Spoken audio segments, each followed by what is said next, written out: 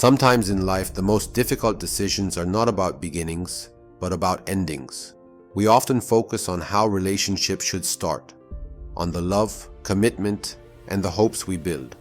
But what happens when that love begins to fade?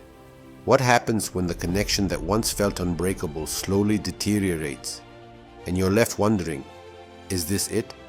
Is my marriage over? I often receive countless questions and concerns from brothers and sisters who are struggling in their marriages. Some come with tears in their eyes, others with confusion in their hearts, and many with deep frustration.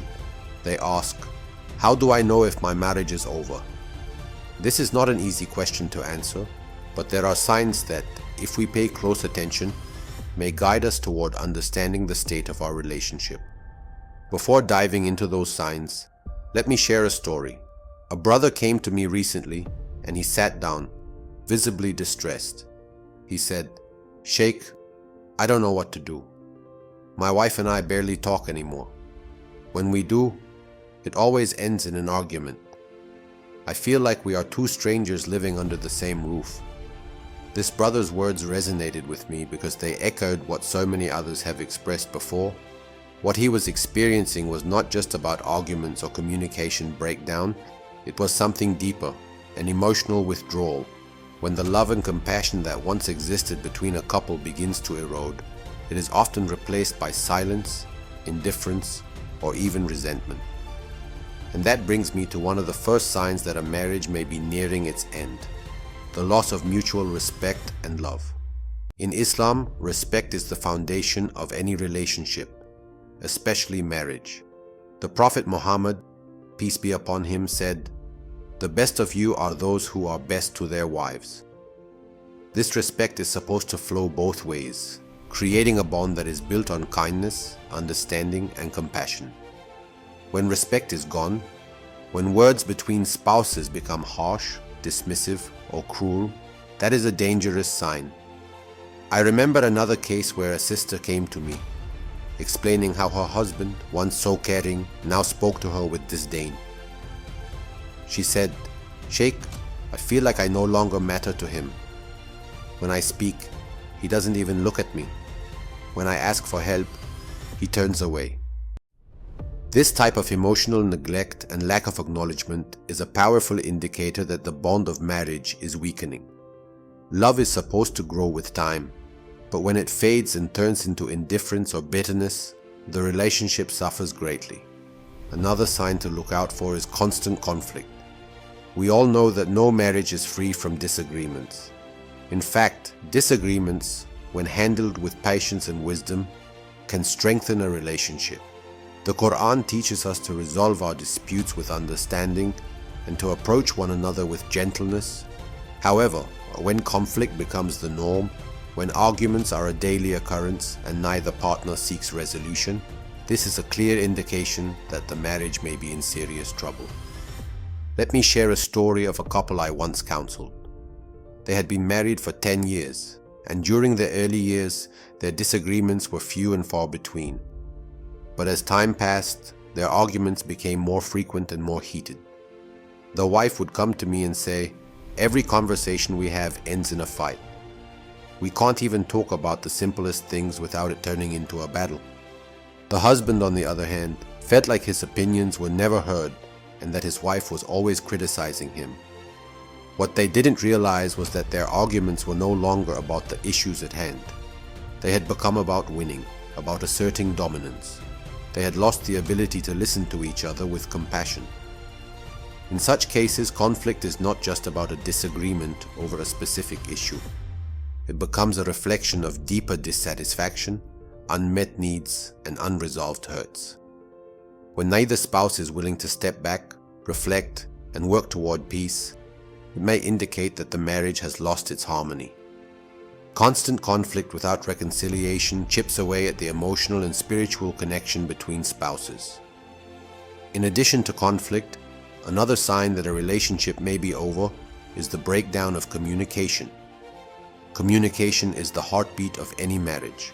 It's how we express our feelings, share our hopes, and resolve our concerns. But when communication breaks down, when silence becomes the default, or when conversations are filled only with negative exchanges, the relationship starts to suffocate. I recall a couple who came to me after months of silence. The husband said, "We live in the same house, but we don't speak anymore. When she comes home, she goes to one room and I stay in another. It feels like we're living separate lives." The wife added, "We have nothing to talk about. Even when I try to speak to him, he barely responds. It's like we've forgotten how to communicate." This lack of communication is more than just the absence of words. It reflects a deeper emotional disconnection. When spouses no longer feel the need to share their thoughts, dreams, or concerns, it indicates that the relationship has lost its emotional intimacy. Islam encourages open and honest communication between spouses, reminding us to consult with one another and to be a source of support and companionship. When this is no longer happening, it's a sign that the marriage is suffering deeply. Lastly, there's emotional withdrawal. This is perhaps the most subtle, yet most damaging sign that a marriage is nearing its end. Emotional withdrawal happens when one or both partners stop caring about the relationship. It's not just about not talking, it's about not feeling.